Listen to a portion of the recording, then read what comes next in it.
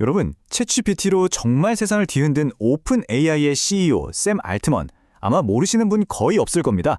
그런데요, 그가 AI만큼이나 어쩌면 그 이상으로 열정을 쏟고 있는 또 다른 분야가 있다는 사실 혹시 알고 계셨나요? 바로 차세대 원자력 에너지 기업 오클로입니다. 샘 알트먼은 이 회사의 아주 초기 투자자이자 지금은 이사회 의장인데요. AI 혁명 다음에 정말 필연적인 단계를 준비하고 있는 겁니다. 그게 뭐냐? 바로 AI가 집어삼킬 어마어마한 양의 전력을 어떻게 공급할 거냐는 문제죠. 그래서 오클로는 이 인공지능 시대의 폭발적인 전력 수요를 해결할 구원투수다, 이러면서 엄청난 주목을 받고 있어요. 하지만 동시에 아직 단 1원의 매출도 없는 사전 매출 기업이라는 아주 냉정한 현실, 이 두 얼굴을 동시에 가지고 있습니다. 그래서 오늘 오클로를 둘러싼 이 뜨거운 논쟁, 과연 AI의 에너지 구원자가 될 것인지 아니면 그냥 위험성 높은 도박으로 끝날 것인지 그 핵심을 한번 제대로 파헤쳐 보겠습니다. 자, 이게 바로 오늘 우리가 마주한 가장 근본적인 질문입니다. 인공지능이 만들어낸 이 거대한 에너지 블랙홀을 과연 차세대 원자력 기술이 채울 수 있을까? 이건 단순히 한 회사가 성공하냐 마냐의 문제를 훨씬 뛰어넘는 얘기입니다. 한번 생각해 보세요. AI가 아무리 빨리 발전해도 전기가 없으면요? 그냥 고철 덩어리죠. 말 그대로 발목이 잡히는 겁니다. 데이터 센터를 더 짓고 싶어도 전력 공급이 안 되면 그냥 땅만 파는 거예요. 물론 태양광이나 풍력 같은 재생에너지 중요하죠.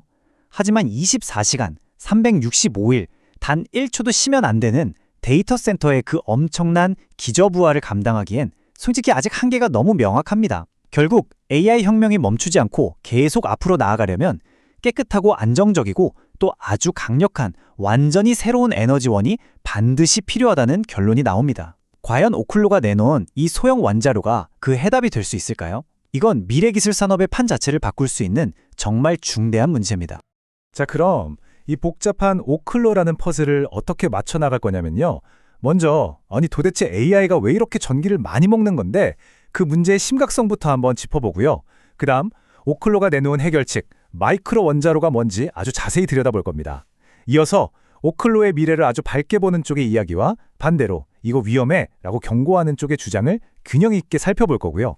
마지막으로 이 모든 걸 종합해서 최종 결론을 내려보겠습니다. 좋습니다. 본격적으로 문제의 핵심으로 한번 뛰어들어 보죠. 오클로라는 회사가 왜 태어났는가? 그 근본적인 배경, 바로 인공지능이 만들어내는 이 어마어마한 전력 수요입니다. 우리가 그냥 재미로 챗GPT에 질문 하나 툭 던질 때마다 저 멀리 어딘가에 있는 데이터 센터에서는 수많은 고성능 GPU들이 막대한 전기를 쓰면서 답을 찾아내고 있는 거죠. 심지어 새로운 AI 모델을 한번 훈련시키는 데는요, 수십만 가구가 몇 달 동안 쓸 수 있는 양의 전기가 들어간다고 합니다. 이게 끝이 아니에요. 그 뜨거운 서버들을 시키는 냉각 시스템에도 또 엄청난 전력이 들어가거든요.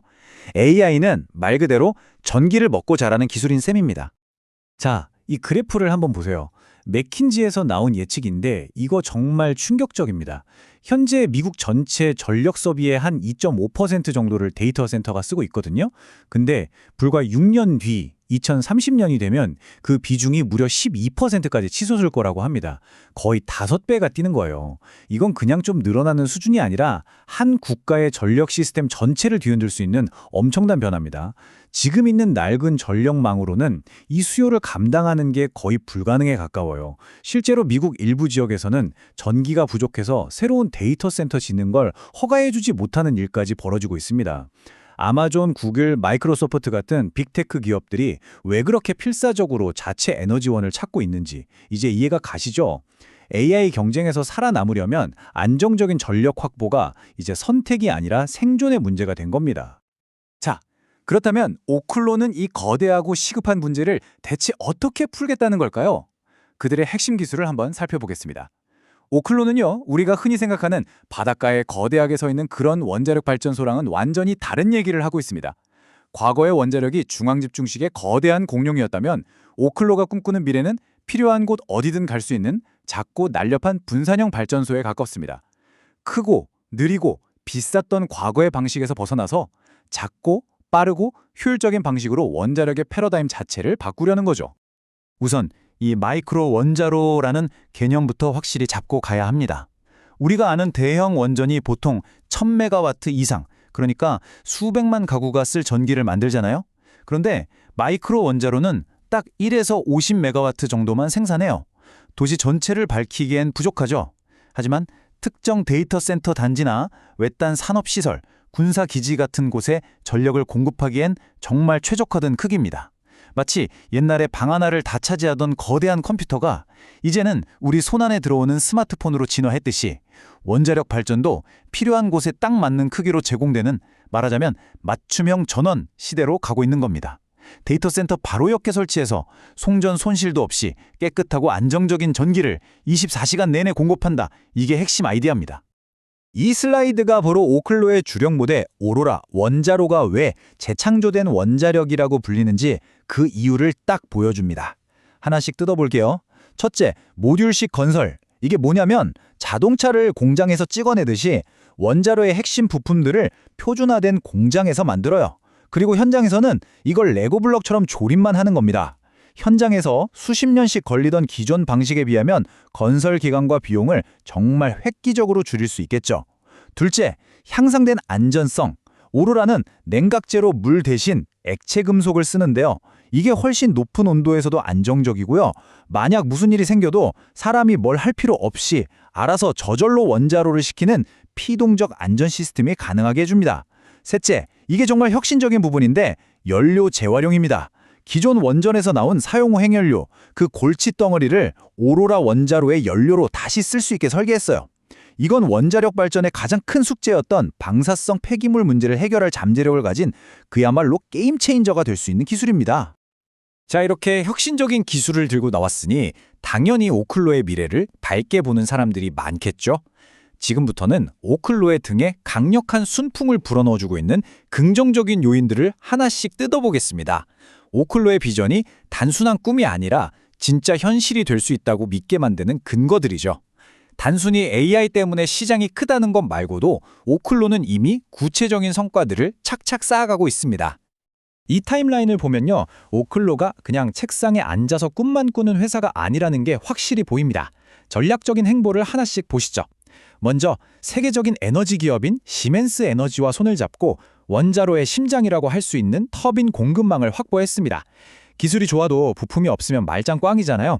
다음으로 미국 정부의 심장부죠, 에너지부랑 협력해서 국립연구소 부지에 첫 상업용 원자로를 짓고 있습니다. 이건 정부로부터 기술력을 인정받았다는 뜻이고 앞으로 규제를 통과할 때도 든든한 지원군이 있다는 얘기입니다. 또 다이아몬드백 에너지 같은 석유 회사부터 데이터 센터 운영사 스위치까지 다양한 산업의 실제 기업들과 계약을 맺으면서 우리 기술 돈이 됩니다라는 걸 증명하고 있는 거죠. 이 모든 게 오클로의 비전을 현실로 만드는 단단한 주춧돌이 되고 있는 겁니다. 자, 이 숫자가 바로 시장이 오클로에 보내는 가장 강력하고 확실한 신호입니다. 2100메가와트. 아직 창업용 원자로가 한 기도 돌아가지 않는데 너네 원자로 지으면 우리가 전기 살게 라고 약속한 잠재 고객들의 주문량이 이만큼이나 된다는 뜻입니다. 이게 어느 정도냐면요, 대형 원자력 발전소 2개가 만드는 전력량과 맞먹는 정말 어마어마한 양입니다. 이건 그냥 막연한 기대감이 아니에요. 진짜로 전기가 급한 기업들이 오클로의 기술을 진지하게 대안으로 생각하고 있다는 명백한 증거인 거죠. 시장의 수요가 이미 공급을 훨씬 뛰어넘을 정도로 뜨겁다는 걸 보여주는 가장 객관적인 지표라고 할 수 있습니다. 그리고 솔직히 오클로의 강세론을 얘기할 때 이 사람을 빼놓을 순 없죠. 바로 샘 알트먼 혁가입니다. 그는 그냥 돈만 된 투자자가 아니에요. 이사회 의장으로서 직접 회사를 상장시키고 장기적인 전략과 비전을 제시하는 핵심 브레인 역할을 하고 있습니다. AI의 미래를 누구보다 치열하게 고민하는 사람이 AI의 성장은 결국 에너지에 달렸다. 그 답은 차세대 원자력이다. 라고 계속해서 외치는 건 시장에 엄청난 신뢰감을 줍니다. 샘 알트먼이라는 이름 자체가 오클로라는 아직은 검증되지 않은 기술에 대한 일종의 강력한 보증수표 역할을 하면서 수많은 투자자와 잠재 고객들을 끌어들이는 자석이 되고 있는 셈입니다. 하지만 여러분, 투자의 세계에 동전의 앞면만 있는 경우는 없죠. 이제는 좀 냉정해져야 할 시간입니다. 장밋빛 청사진 뒤에 가려진 오클로의 현실적인 과제들, 그리고 무시할 수 없는 위험 요소들은 과연 무엇일까요?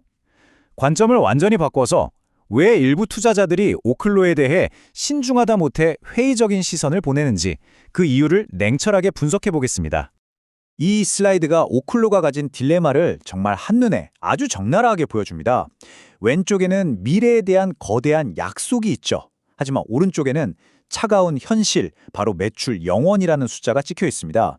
오클로는 그 수많은 기대와 잠재 계약에도 불구하고 아직 단 한 번도 실제 원자로를 가동해서 전기를 팔아본 적이 없습니다. 그래서 지금은 돈을 벌기는커녕 연구 개발과 인허가 과정에 막대한 돈을 계속 쏟아붓고만 있는 사전 매출 기업인 거죠.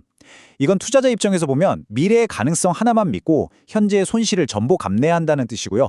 이게 바로 오클로가 본질적으로 고위험 투자일 수밖에 없는 이유입니다. 약세론자들이 지적하는 핵심 리스크는 크게 세 가지로 요약할 수 있습니다. 첫째, 규제라는 어마어마한 산입니다. 특히 원자력은 안전과 직결되니까요. 세계에서 가장 까다롭고 보수적이기로 유명한 미국 원자력 규제위원회 NRC의 승인을 받아야만 합니다. 이 과정은 몇 년이 걸릴지 아무도 모르고 실제로 오클로는 과거에 신청서가 한번 반려됐던 아픈 경험도 있을 만큼 정말 만만치 않은 허들입니다.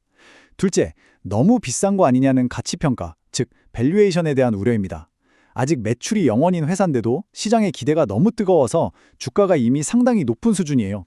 이건 미래의 성공이 현재 주가에 상당 부분 미리 반영, 즉 선반영되었다는 뜻이고 만약 계획에 조금이라도 차질이 생기면 주가가 크게 떨어질 위험이 있다는 거죠. 마지막으로 가장 근본적인 실행 리스크입니다. 그래서 진짜 되긴 되는 거야? 하는 문제죠. 오로라 원자로의 기술이 이론적으로 아무리 혁신적이라도 아직 상업적인 규모로 실제 환경에서 오랫동안 안정적으로 돌아갈 수 있다는 게 완벽히 검증되진 않았습니다. 이론과 현실은 다를 수 있다는 가장 원초적인 위험입니다. 금융시장의 중심, 월스트리트의 전문가들조차도 오클로에 대한 의견이 이렇게 딱 갈립니다. 많은 분석기관들은 오클로가 AI 시대의 에너지 문제를 풀 유일한 열쇠를 쥐고 있다. 그 전략적 위치를 높이 평가하면서 장기적으로 크게 성장할 거라고 보고 있어요. 하지만 골드만삭스 같은 일부 대형 투자은행은 중립 의견을 내면서 좀 조심하라고 얘기합니다. 지금 기업 가치가 너무 높아서 부담스럽고 일부 경영진이 주식을 판 것도 좀 찜찜하다. 이런 위험 신호들을 지적하는 거죠.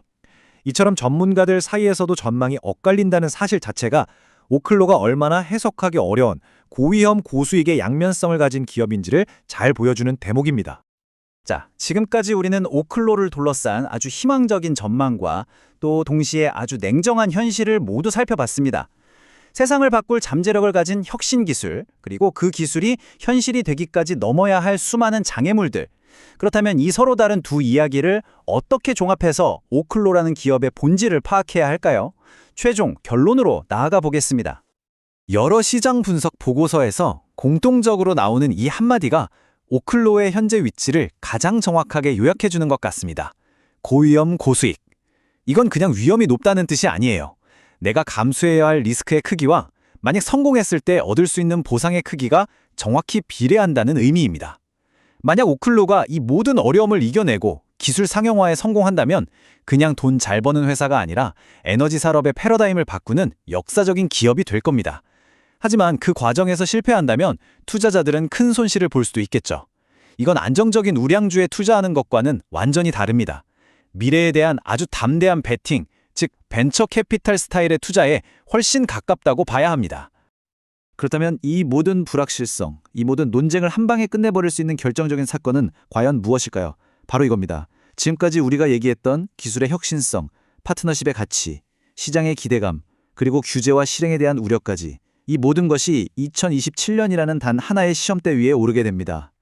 오클로가 지금 아이다호 국립연구소에 짓고 있는 첫 번째 상업용 원자로 오로라가 예정대로 성공적으로 가동되는지 바로 그 여부가 모든 논쟁의 종지부를 찍을 분수령이 될 겁니다. 이 이정표를 성공적으로 통과하느냐 못하느냐에 오클로의 운명이 달려있다고 해도 과언이 아닙니다. 이것이 바로 오늘 분석을 마치며 우리에게 남겨진 궁극적인 질문입니다. 과연 2027년 오클로의 오로라 원자로는 AI 혁명을 든든하게 뒷받침할 새로운 에너지 시대의 서막을 화려하게 열게 될까요? 아니면 그 원대했던 꿈이 규제와 실행이라는 마지막 허들을 넘지 못하고 좌절되는 또 하나의 사례로 역사에 기록될까요? 이 질문에 대한 답이 앞으로 어떻게 펼쳐질지 지켜보는 과정 자체가 오클로를 오늘날 기술과 에너지 분야를 통틀어 가장 흥미진진하고 또 가장 중요한 투자 이야기 중 하나로 만들고 있습니다. 항상 여러분의 성공 투자를 기원합니다. 영상이 좋으셨다면 구독, 좋아요 부탁합니다.